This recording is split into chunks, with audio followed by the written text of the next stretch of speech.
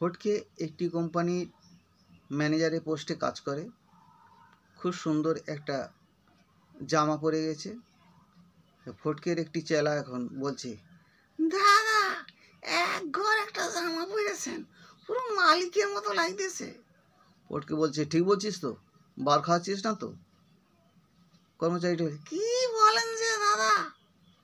আরেকটি কর্মচারী ওখান দিয়ে যাচ্ছিল, বলল, এই জামাটা তুমি সরাসরি কোনো ছেলেকে বা মেয়েকে পড়তে দেখোনি তো না?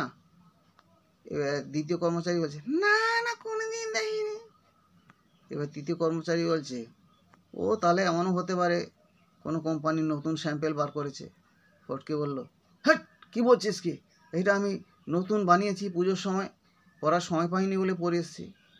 তৃতীয় কর্মচারী বলছে, তাহলে এমনও হতে পারে ওর পুরনো দিনের ওল্ড ফ্যাশনের কোনো স্যাম্পেল, হয়তো কোনো জমিদার পড়তে পারেনি, তাই ফটকে তাকে দিয়ে দিয়েছে।